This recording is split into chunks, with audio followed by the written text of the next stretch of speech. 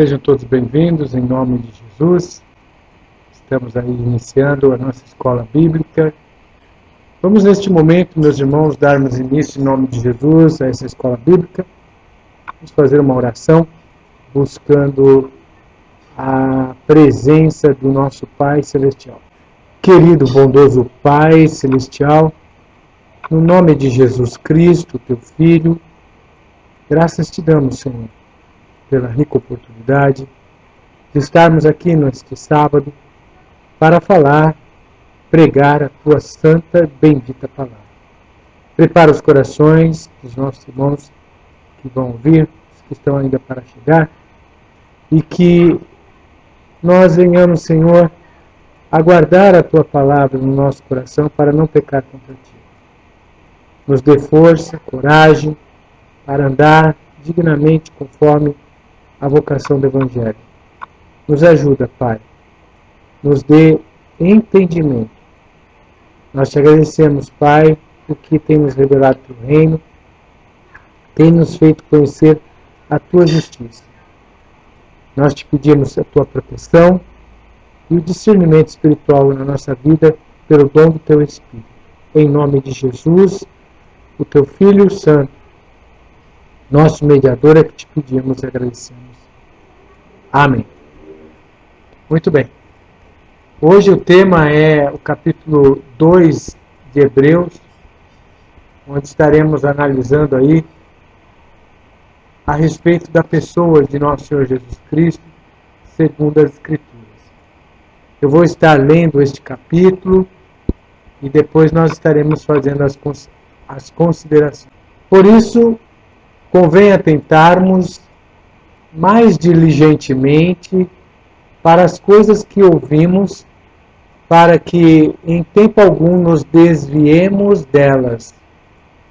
Pois se a palavra falada pelos anjos permaneceu firme, e toda transgressão e desobediência recebeu justa retribuição, como escaparemos nós se descuidarmos de tão grande salvação, a qual, tendo sido anunciada inicialmente pelo Senhor, foi-nos depois confirmada pelos que a ouviram, testificando Deus juntamente com eles, por sinais e prodígios, e por múltiplos milagres e dons do Espírito Santo, distribuídos segundo a sua vontade.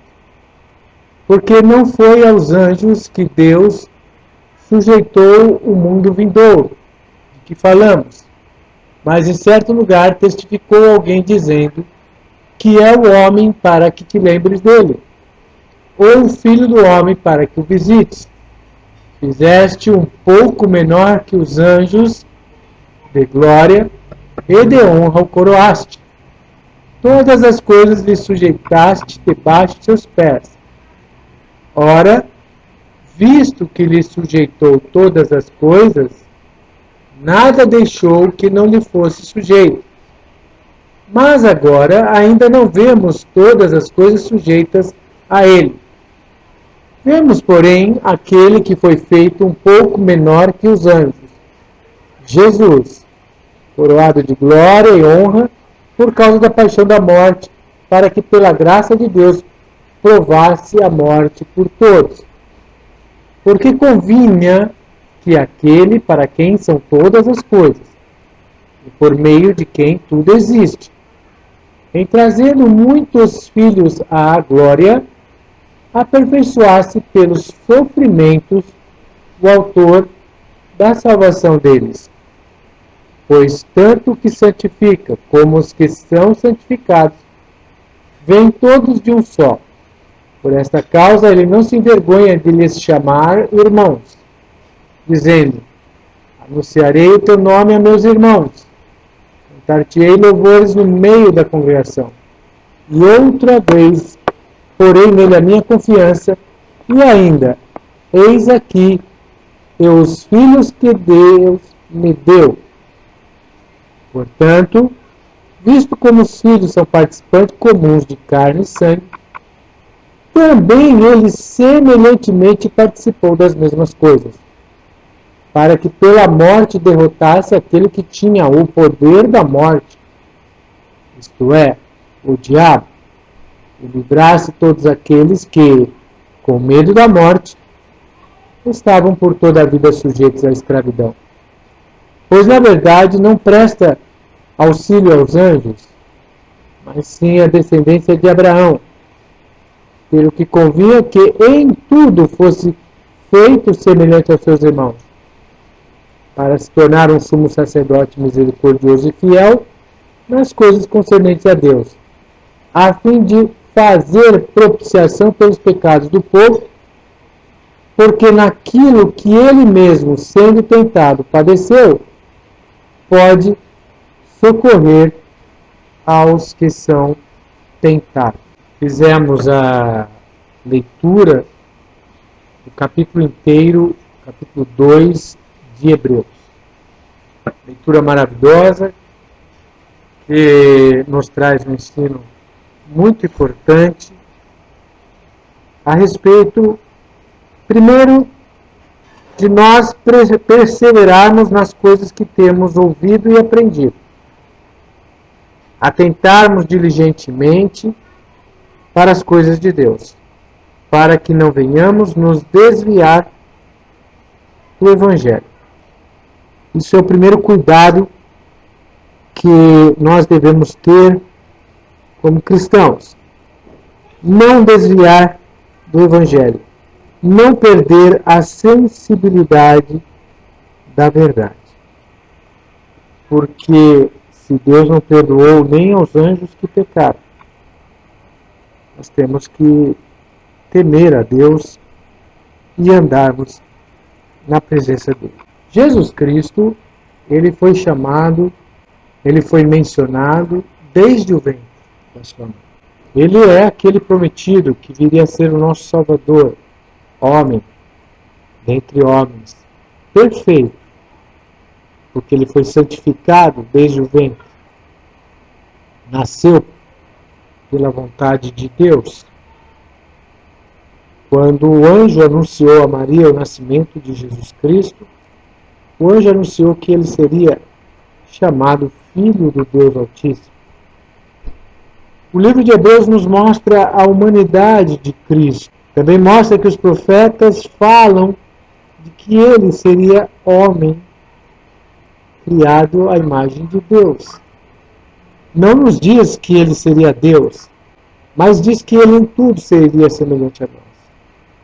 E que a ressurreição foi a coroa, o prêmio que Jesus recebeu para a sua glorificação. Estando ele hoje à direita de Deus, o livro de Hebreus diz que nem tudo ainda está sujeito a Cristo. Que convém que tudo ainda seja sujeito a Cristo.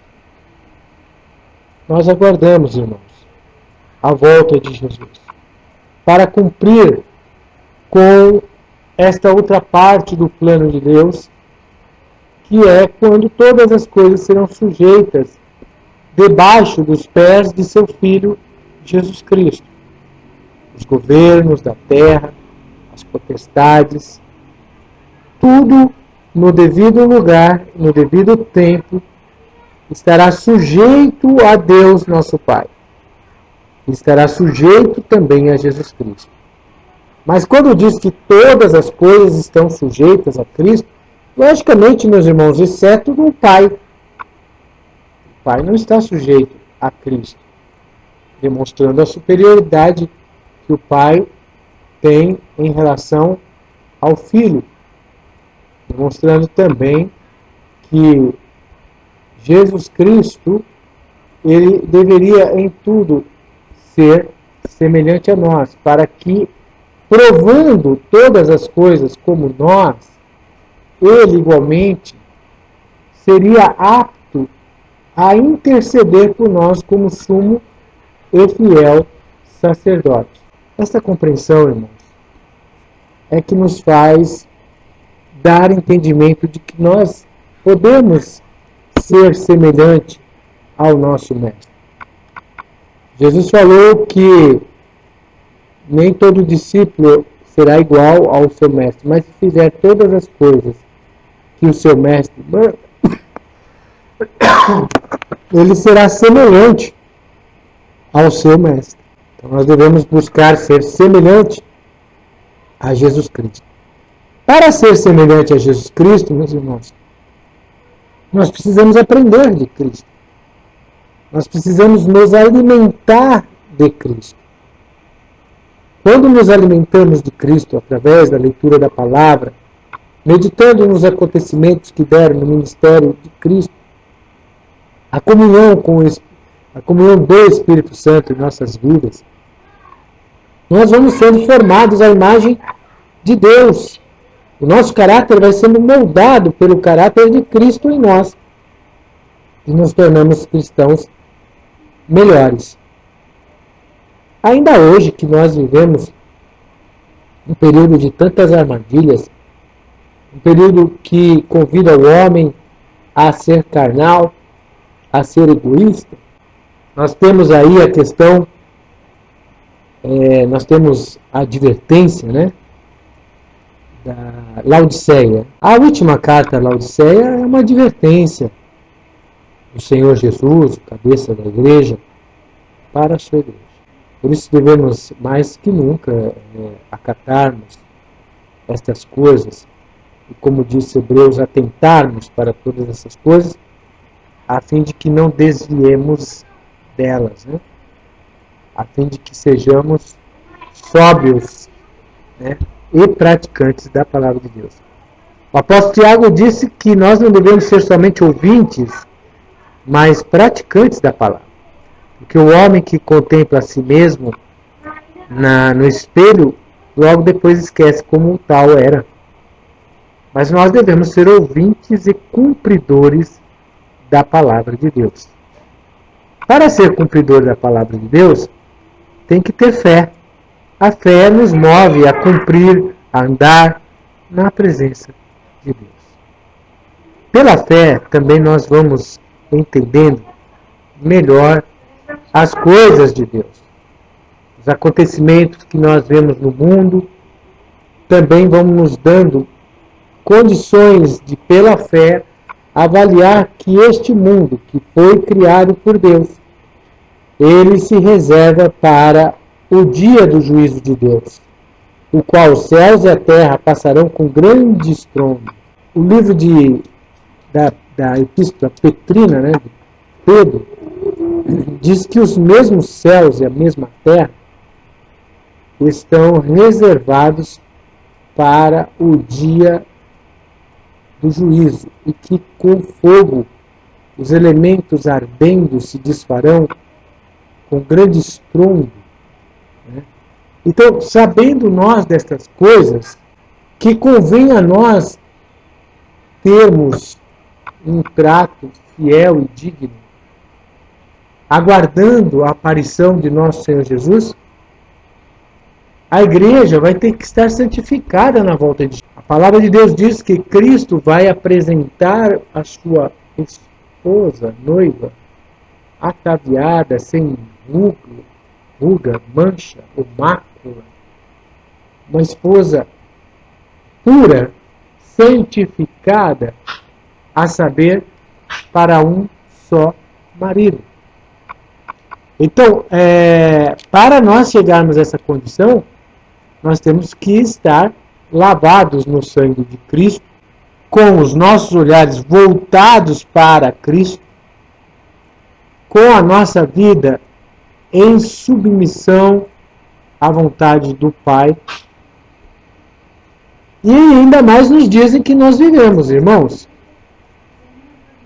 No dia que nós vivemos, atuais, pecado que já estão perto à porta, nós devemos evitar essas coisas, devemos mirar e olhar para Jesus, o grande autor e consumador da nossa fé. Tem até aquele louvor, né? Glória ao Senhor, ao autor e consumador da minha fé. Nós venhamos poder cantar desta forma, né? Olhando somente para Jesus, o autor e consumador da nossa fé. E Jesus Cristo, ele se faz revelar pela palavra de Deus, pelos santos evangelhos, pela palavra dos profetas, porque tudo o que fora antes profetizado veio a se cumprir, veio a se concretizar quando o Cristo nasceu, na plenitude dos tempos. Ele foi enviado, nascido de mulher, debaixo da lei, como homem. Ele foi enviado, ele foi comissionado, já estava predito por Deus para ser nosso segundo Adão, aquele que seria espírito vivificante, reergueria a humanidade, né? Então, Jesus, através do seu exemplo, Jesus o Cristo, ele reergue o caráter do homem que o aceita em verdade e em espírito. Quando nós aceitamos o Senhor, entendemos o plano de salvação de Deus, que Ele vai restaurar todas as coisas, fazendo com que todas as coisas voltem àquele princípio que deveria voltar, né? Igual ao Éden, antes do pecado do homem. Jesus mesmo também fala, que Ele vai voltar. Hoje Ele está, como que diz, à direita de Deus o Pai, intercedendo por nós, como ele diz na parábola: certo homem nobre partiu para uma terra remota a fim de tomar posse de um reino e depois voltar. Então hoje Jesus está nesta terra remota, que é o céu, ali diante da direita de Deus Pai, intercedendo por nós, mas ele vai voltar. Esta é a grande, bendita esperança que nós temos. Ele vai voltar para libertar o seu povo, ele vai voltar para restaurar a terra e trazer justiça e paz. E todos os que forem fiéis com Cristo reinarão. Reinarão com ele 1000 anos, para que todas as coisas sejam restauradas como era no princípio do Éden. Haverá a segunda ressurreição, a palavra de Deus também diz, para que todos aqueles que ressuscitarem na segunda ressurreição sejam julgados de acordo com suas obras, quer sejam más, quer sejam boas, e haja então finalmente a purificação de todas as coisas, e o mal já não mais existirá, nem o pranto, nem o clamor. Porque todas as coisas são passadas. Jesus, ele sofreu por nós, ele suportou lágrimas, ele suportou a contradição dos homens que tentavam contradizê-lo. E tudo ele fez por amor a mim, por amor a você.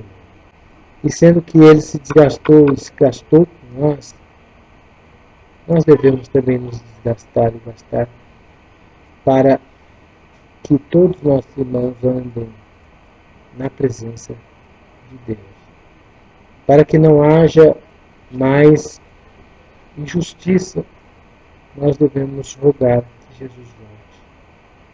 Volte para fazer justiça, volte para reerguer a humanidade conforme o plano de Deus. Meus amados, o plano de Deus é perfeito, a obra de Deus é perfeita, mas nós provamos que esta obra só pode estar em nós se nós fizermos o que Cristo falou: sede perfeitos, assim como o vosso Pai Celestial também é perfeito. Perfeição é uma santificação sem a qual nós não veremos ao Senhor. O apóstolo Pedro diz: amados irmãos, não estranheis quando uma ardente prova de fogo surge em vós, sabendo primeiramente que aos profetas Deus anunciou todas as coisas, sabendo primeiramente que estas aflições também nossos irmãos do mundo inteiro passam igualmente. Então nós mantemos essa esperança. Nós mantemos a esperança de ter condições de anunciar o Evangelho, de anunciar as verdades àqueles que estão sem esperança. Essa é a nossa esperança também de que muitos se convertam para a verdade e venham a ter luz, paz. É isso que Deus espera e pede de cada um de nós, meus irmãos. É isso que Deus está querendo de nós. Meus amados irmãos, em Hebreus diz que Jesus Cristo foi feito pouco menor do que os anjos, foi criado pouco menor que os anjos. Mas de glória e honra ele vai ser coroado, foi coroado. Lá na visão celestial, quando João teve a visão na ilha de Patmos, no capítulo 5 de Apocalipse, João, muito triste, chorava, porque não havia ninguém preparado, ninguém realmente em condições de abrir e desatar os selos. Somente Jesus, aquele que foi morto pelos nossos pecados, é que estava preparado para desatar aqueles selos e representar-nos diante de Deus. Este foi o maior ato de amor. Cristo, em um momento de comprovação da sua fé, ele vai nos fazer um grande ato de amor. Ele vai nos dar a salvação, sendo submisso à morte, a morte de Cristo. Rogo as orações de todos os irmãos para que, ao abrir da minha boca, seja manifesto o Evangelho. Meus amados irmãos, obrigado, porque a presença de vocês nos fortalece, nos dá fé para continuar esta obra.